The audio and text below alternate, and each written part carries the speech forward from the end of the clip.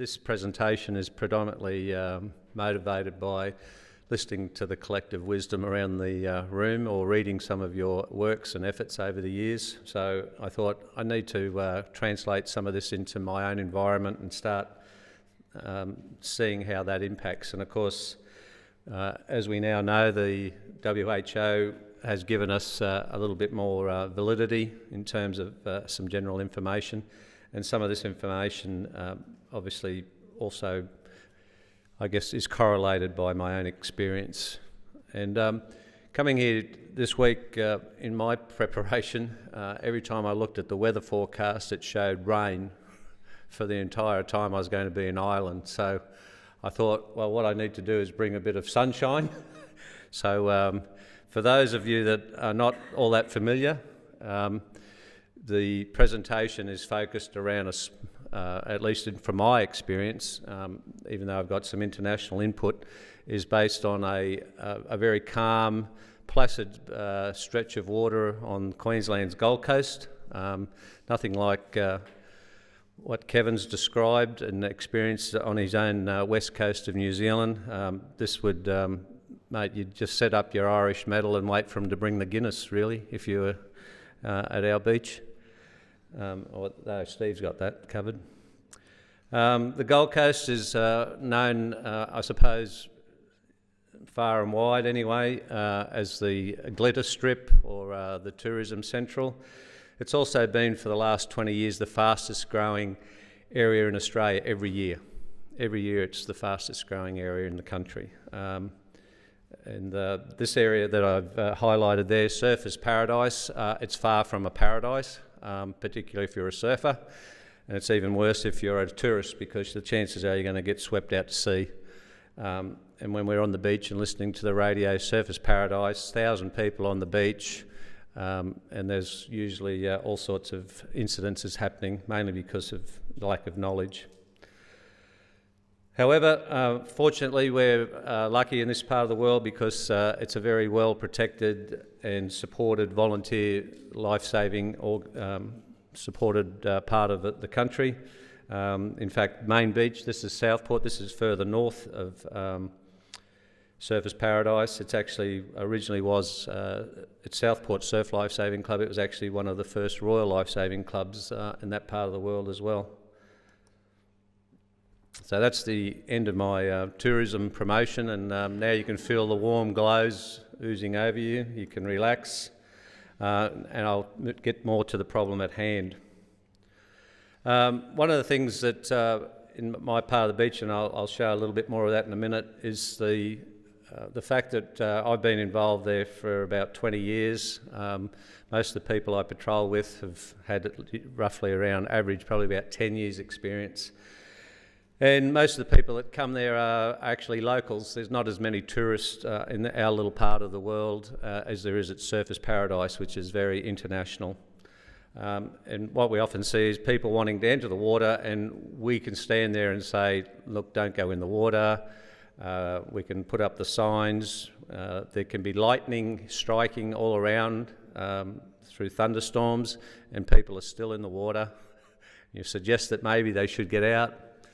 To no effect, but it's an area that has its own little risks.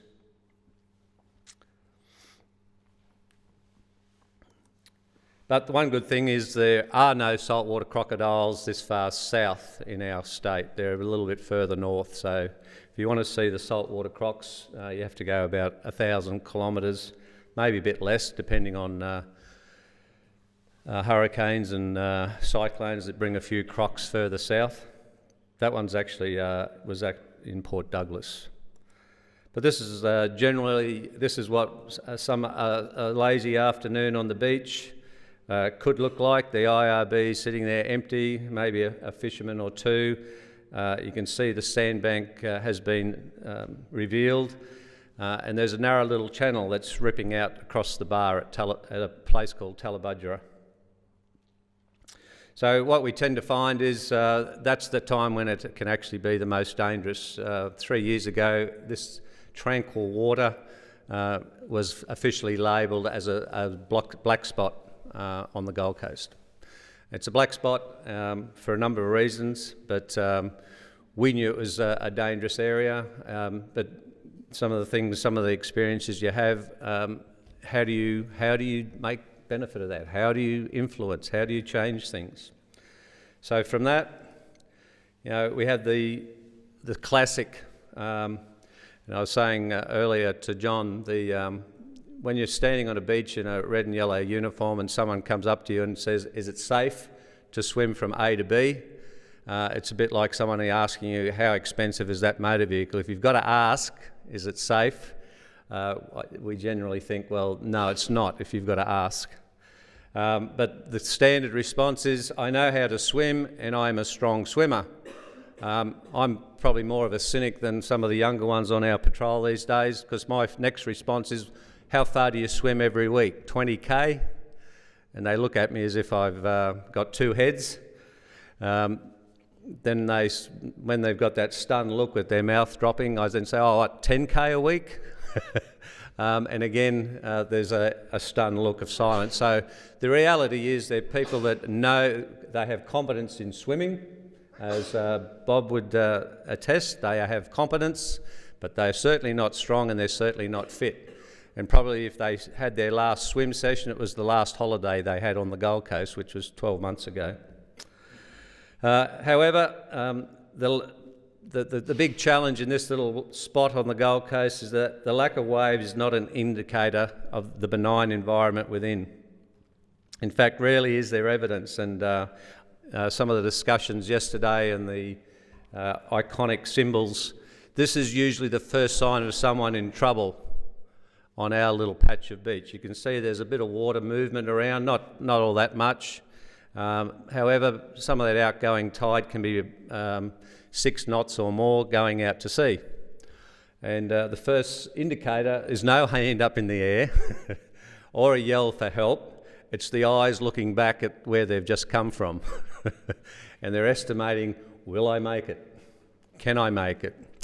And that's when, after this, the next indicator is usually John, you'd be proud, they float on their back. And that's when we usually start action. Obviously, when they get into the deeper water, there's other things to be concerned about. Whereas closer to the edge, when we have young ones, we actually patrol right on the water's edge, put our shade right on the water's edge. We have the tide usually coming through our area, so we have to move our gear up the beach all the time. But that's a lot easier to cover, and usually you can talk to the parents nicely. So I thought, well, I know that there's a lot of people here that can help and advise, and perhaps between Mike and Linda I'll get some critical comments around defining the problem. So what I did was I actually contacted, through my network, other lifesavers, patrolling lifesavers, Australia and New Zealand, some in North America, some in the Asia Pacific, some in Great Britain. Basically, I put a little survey together to get some feedback in my attempt to confirm the problem. So it's not just me. It's not quite the validity that we just saw with Linda's presentation. It would not rate, really. And the fact there's no clear solution to address the problem. So in the end, I had 14 lifeguards that responded, and we went from there. And just to give you a little bit of an idea, as I said, there's the sort of breakdown, large percentage, 6 to 10 years of experience, the rest of the group over 15 years experience at being a beach lifesaver. And I didn't go into surf versus open water. It's really just the idea of patrolling and being able to identify hazards. In terms of the age, we had a little bit of a spread. There's a bit of a gap in the mid-30s, the mid-40s, but I don't know what the trend is in other countries, but generally we tend to have ageing lifeguards in our beaches, and that I'm not sure about the rest of the country, but certainly in our part of the world. Reasonably good balance in terms of gender, so there's no sort of specific bias in that regard. And as you can see, though, there's a bit of a snapshot of the representation. I didn't actually dig out what the other was, but because I was trying to use the ILS regions, so there must be another out there. So of the feedback, 83% of the participants have had experience at rescuing or preventing people from entering the water when the conditions have been assessed as hazardous. And obviously with that experience, our identification of hazards is not probably easily identified by the layperson. 100% of the respondents indicated that the swimmers that they had rescued had underestimated the danger. Interestingly, the most significant trigger to initiate a rescue was based on, for the lifeguards, which I hadn't actually anticipated, prior experience at the location, followed by observing poor swimming technique of the swimmer, and thirdly, the actual conditions, so the hazards and the competence of the swimmer. But the prior experience one was something that I think somebody I don't know, it was this conference 4 years ago, had talked about the idea of training and experience and mentoring of lifeguards, that an experienced lifeguard sitting on a beach looking at someone in trouble, I think it might have been you, Jonathan, versus someone that's just got their bronze medallion or their lifeguarding credential, can sit there and not actually recognise that someone's in difficulty. So it's an interesting, I guess, pick up on having heard that some time back. Again, the gender considered most at risk by the respondents was male, 83% supporting that position.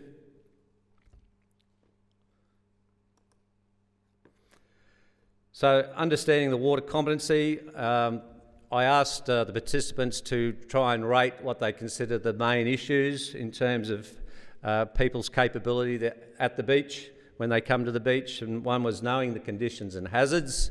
So I thought, oh well, you know, we, like most lifeguarding services, put up a chalkboard and we try and describe the conditions or what the hazards are on the day.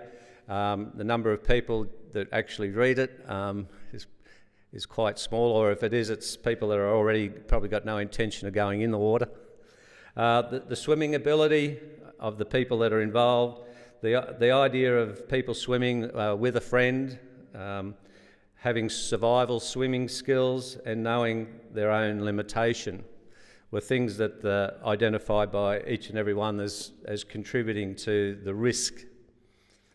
The other interesting question that arose out of the feedback was this idea of a person entering the water underestimating the conditions versus overestimating their capability or their competency in the water.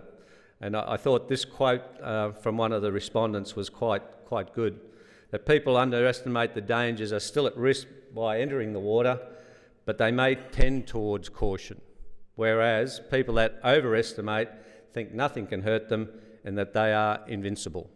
And I guess that sums up very well some of those experiences that we've had. So this is our little group. I put that in there just to acknowledge them. They are not the 14, by the way. They are just some of the group. But we sorry, I've lost my...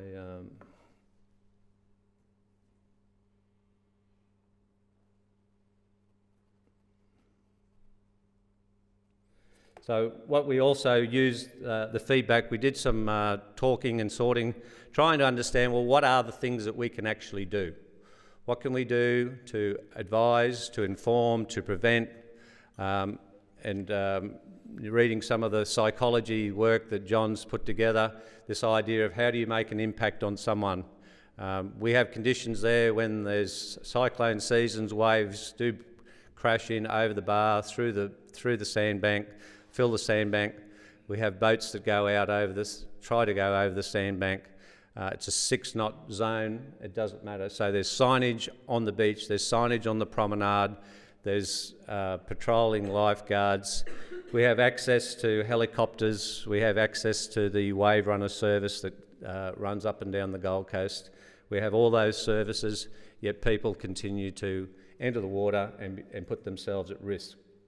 The three strongest, I suppose, considerations that we see is that the prior knowledge and experience of the location is something that we have because we have spent so much time there. We've seen the impact of the conditions. We've seen how it affects anyone in and around the water. How do you pass that on? We've got as we said, the chalkboard. The second consideration is this whole idea of the poor swimming techniques of the swimmer. We are based in the middle of the Gold Coast, so our area is a rest area for jet boats, and the wave runner. Wave runners come in because they can head south and they can head north, so it becomes a central point for them to have a rest. And a lot of those people have a lot of experience in open water surf conditions, i.e. identifying a rip. When they come in there, we'll be undertaking rescues while they're having a rest. And one of the curious, experiences or comparison is we're asked, how do you identify there's a risk? Because there's no rip current, there's no waves that are generally breaking over anyone's boards or anything like that. And you saw the photograph earlier, which I snapped of the fellow. He's gone halfway. You can see, first of all, the swimming techniques. Usually you can tell within 6 strokes.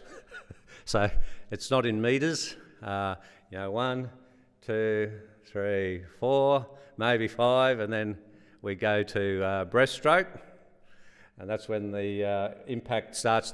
They start to feel the current taking them towards New Zealand, and you see them look back. That's the second sign, and then when they start to, usually at this stage they're closer to the other side, but what they don't know is on the other side there's a deep channel that runs along the sandbank, does an S-bend round to the groin, and that's the fastest part of the current and takes them out to sea even quicker. So when they look and they go, oh, that's closer to me than that part, well, they go to the closest area, and then that's when you know, quick, launch the IRB or signal whoever's ever on the rescue board. And the advantage, I guess, we have is that the wave runner crew that sit there, they don't recognise any of that themselves. So the universal challenge, I suppose, when we sit there is say, well, we know what we know, but how do you influence? Because most of us are raised with the notion that if you go to the beach, bathe between the flags, it's hammered into us from a very young age. You go to the beach, you learn how to recognise the conditions and try to be cautious. What do you do when there's no waves? How do you respond to a benign surface that looks like a very inviting environment? Just to drop the child in, probably not like the one with the ice, but drop the child in, and within letting go of their hand, they're already out of your reach. So that's just some of the challenge. So in terms of those considerations, we have spent many a times on our deck using all sorts of motivational techniques, but usually involving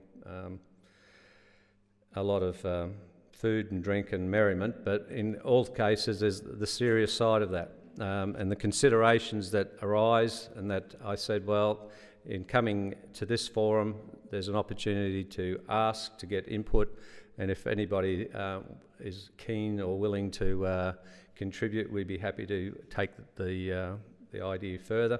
First of all, is there an effective way to inform people of dangers that are not obvious to the inexperienced? Apart from physical restraints, which has been banned in our convict state now, we're not allowed to do that anymore, no chains. Knowing how to swim is not the same as being swim fit, because we've seen it over and over and over again, and that overestimation of their ability. We've had fathers who put children on their back and say they're going to swim from A to B, and we've even tried to pick up children and leave the adult to, and the parents overruling us to leave the child in the water. So there's a lot of risks in it, but we don't seem to have any luck. And the other one, I guess, is providing lifeguards with competency and recognise these contributing risks before a person enters the water. So we have a very structured lifeguard program. It's all part of the qualifications framework. It's all part of the national competency standards. But as I said, when you actually sit there and you have, say, like the fellows that are on those wave runners, they're very experienced lifesavers as well. So we know that they could sit there right next to us and wouldn't see what we see. So I guess the opportunity in coming and presenting is really about sharing that information, really welcoming some feedback, some direction, and if somebody's looking to collaborate, be happy to do that. And thanks for listening.